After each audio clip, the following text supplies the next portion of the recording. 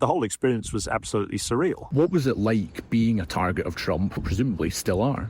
It wasn't as difficult as he would like you to think. Surprisingly, compared to what he said about a lot of people, he was relatively restrained in terms of personal abuse. I've come to meet two men who dared to take on Donald Trump. When the now president came to Aberdeenshire to build a golf course, David Milne became involved in a bitter battle with him to keep his home. Meanwhile, the former councillor Martin Ford was trying to get the entire development stopped. One of his minions by the name of Neil Hobday phoned me to say that he'd been shooting on the Milne estate and wanted to buy a holiday home. Would I be interested in selling? What he didn't realise was he'd asked the same question to everybody, and we do actually speak to one another, or we did at that point. And it didn't take long to figure out that was the Trump organisation trying to buy properties on the cheap with a dishonest opening phrase.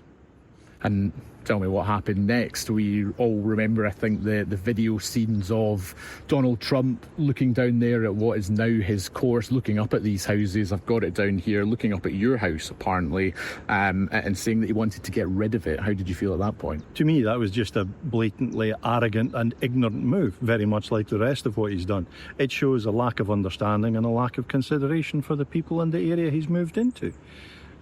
He was trying by threat to take over what he'd failed to take by management and discussion. And it was a very long, drawn-out process, but we're standing here in 2025, still in your front garden, your back garden, your house is still here. You did win. As far as that goes, yes, we won. You could argue that they had won because the golf course exists, but it's only a golf course.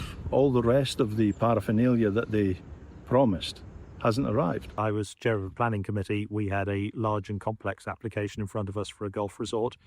That application contradicted numerous planning policies, in particular environmental and housing planning policies, and it was accordingly refused. And that was the correct outcome in planning terms, absolutely.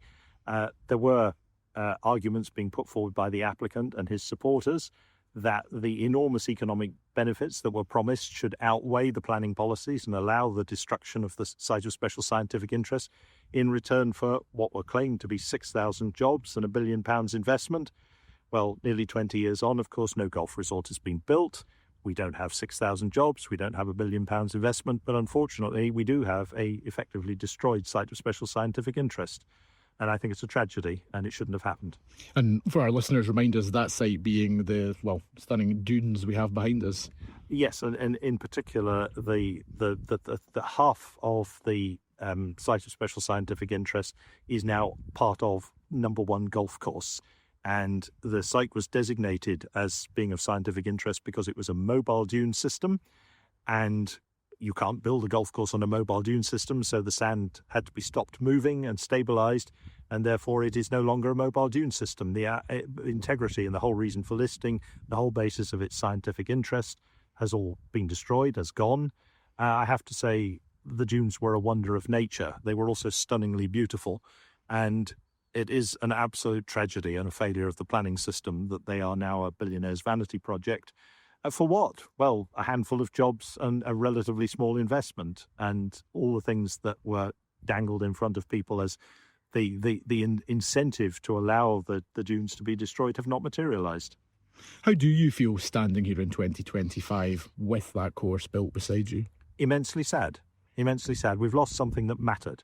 We've lost something that we had a duty to protect for future generations. There isn't very much true wilderness left in Britain. We're a densely populated country. We've had a large population for a lot of time. Most land has been stripped of forests, used for agriculture, built on, and so on. This was a natural functioning, effectively a wilderness, 10 miles from a major city, 10 miles from Aberdeen. It was a remarkable survival, and it was a remarkable place. The whole landscape was shaped by wind-blown sand. It had very interesting plant communities. It's irreplaceable, and we allowed it to be destroyed for effectively nothing. We all knew what he was like. We'd done our research, done our due diligence, and knew that he was prone to a series of lies and exaggerations and general BS, for lack of a better term.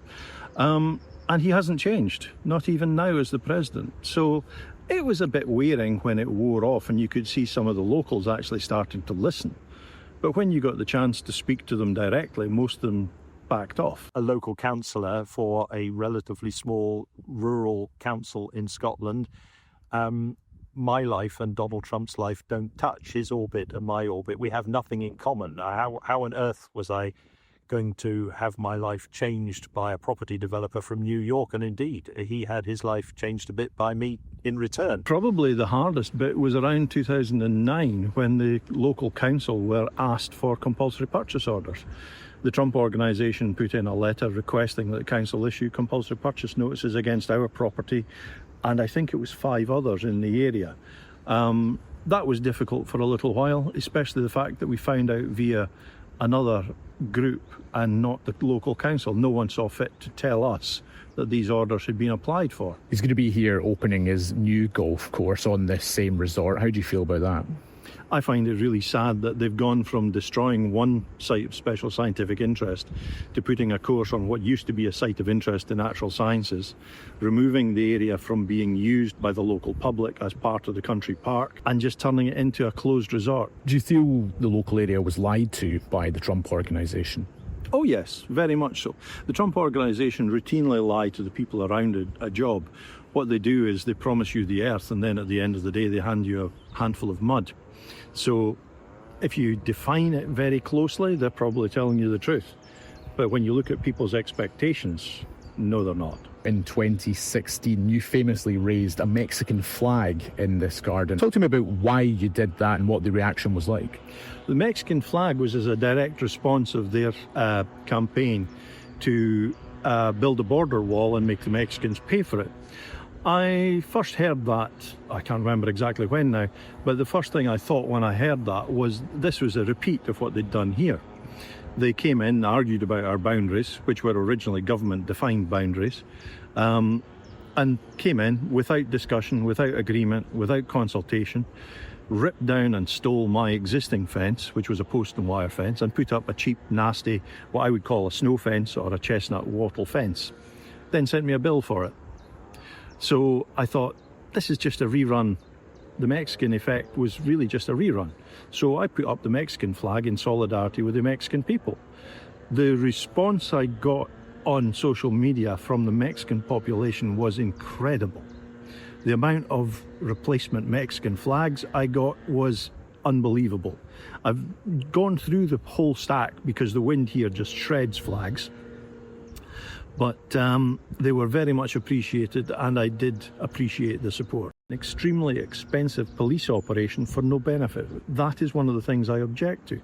This upcoming visit is a private visit.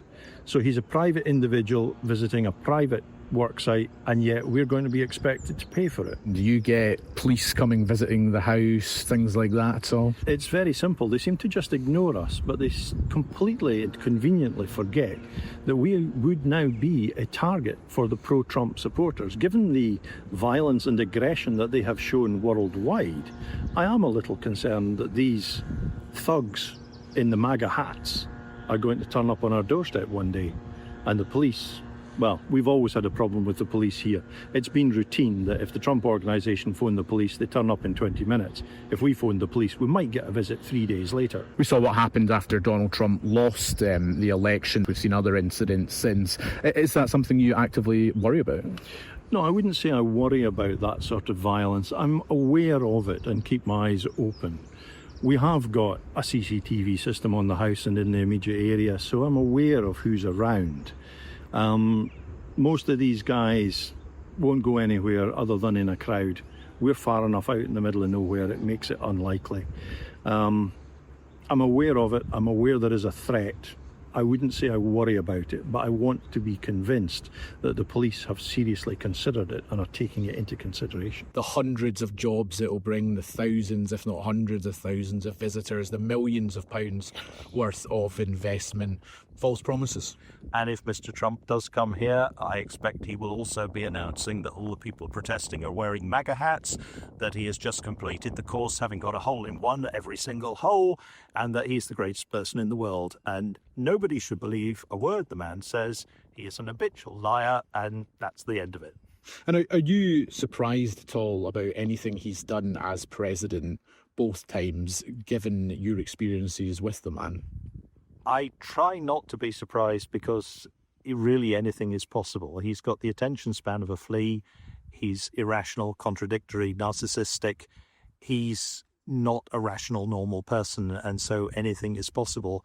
You could make a list of the things personal characteristics that you wouldn't want in somebody in a powerful public office, and Mr. Trump has the lot. And you could make a list of the characteristics that you would want in somebody in powerful public office, and he doesn't have any of them. I've personally no regrets. No regrets about the vote, no regrets about what I did, no regrets about campaigning to allow the residents to continue in their own homes. It were simple questions of right and wrong. And if you could give any message directly to Donald Trump, what would it be? Grow up.